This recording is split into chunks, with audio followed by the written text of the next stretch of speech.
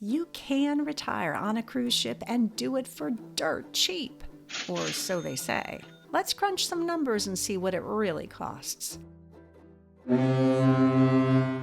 Last time I did a video, I added up what it would cost to retire on the ridiculously expensive Icon of the Seas for a year, and I promised you I'd find you a cheaper option. So let's do this and see how much we can save on a more reasonable ship.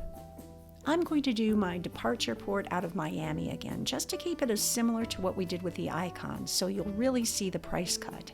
This time I'm going to choose all the ships except the Icon. And you'll see right away that they're a lot cheaper than what we saw in my last video.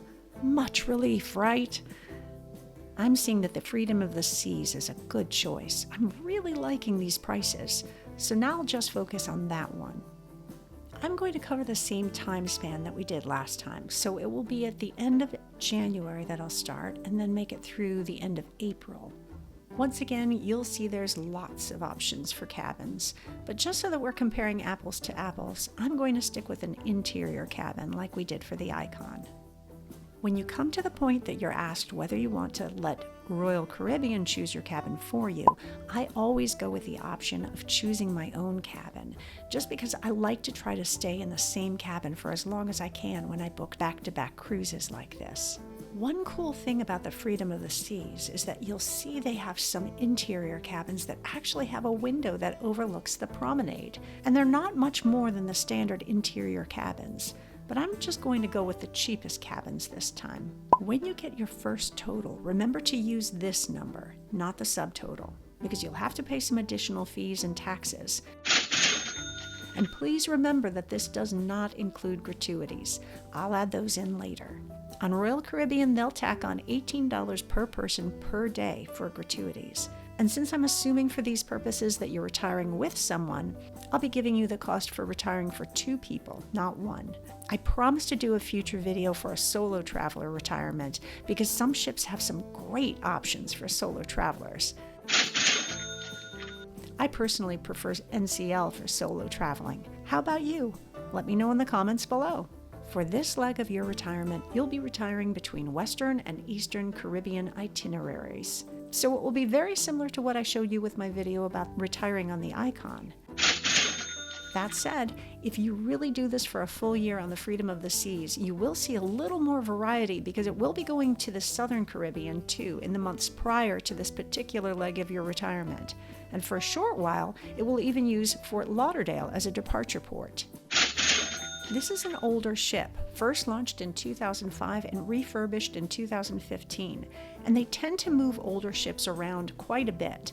Personally, I really like this aspect of a ship like Freedom of the Seas, because I get a little tired of seeing the same things. In fact, for my next video, I'm going to change things up quite a bit and show you why I like to base my retirement cruises around a transatlantic cruise, because then you'll get a few months here in the US and down in the Caribbean, but then you'll switch over to Europe for a while, spend some time there, and then come back to the US. So be sure to hit that subscribe button. I'm a new channel and I desperately need the support, and you'll be one of my very first subs. I mean, literally, I have only 3 subs right now, so if you're one of those wonderful 3, please comment below so I can thank you personally. Anyway, I love the idea of basing retirement cruises around a transatlantic cruise because while I enjoy the predictability of being on my home turf of the United States a lot, I really do enjoy venturing out for a few months to a different continent.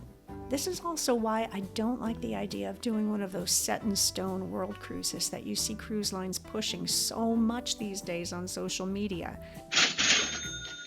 Actually, there are a multitude of reasons that I don't like those world cruises, and I'll focus on that in a future video as well, so please subscribe. For this chunk of your retirement, you'll be seeing beautiful Coco Cay more than once a week because many of your itineraries are going to be less than a week long, and every one of them visits Coco Cay. This might sound like a dream to you. It sure does to me. I love Coco Cay and can never get enough of it. I should also point out that in my humble opinion, the Freedom of the Seas is a perfect ship for retirement. And that's because it's not new enough that the prices are scandalous like the Icon, but it is new enough that it has some fun activities like water slides on the ship. I know I'm not supposed to like things like water slides at my age, but I love them. They also have the Flow Rider, which is too intense for my old bones. They have a great variety of restaurants, so I won't get bored either. Now, as I said, unlike on the Icon, which is just doing Eastern and Western Caribbean itineraries, the Freedom of the Seas will be moving around a little more.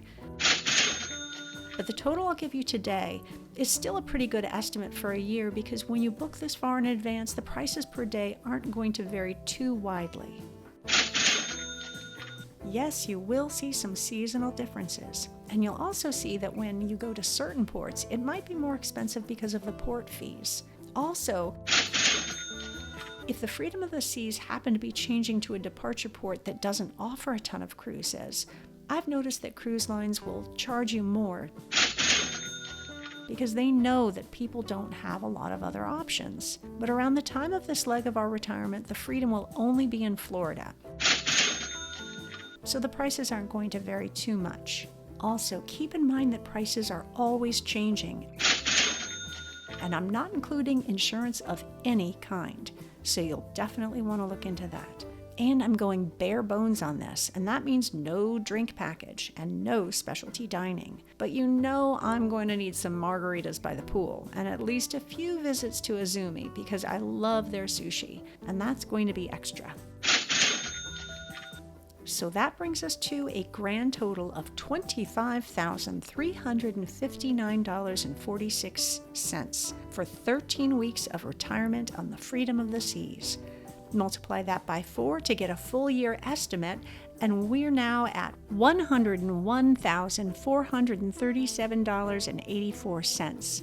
Now add in $13,140 for an entire year's worth of gratuities for 2 people, and we're at $114,577.84. And while that might seem a little expensive to me personally, I will admit it's dirt cheap compared to that total we got for the Icon, which I'll remind you was $225,818.48. So the Freedom of the Seas is just about half that price, which is pretty amazing to me because it's a fantastic ship with so much to offer. But is it really dirt cheap? Well, not for me. So I'm going to dig even deeper and find some more ships for me to crunch some numbers on. If you have any suggestions, feel free to leave a comment below. Don't forget to hit that subscribe button, and thanks so much for watching.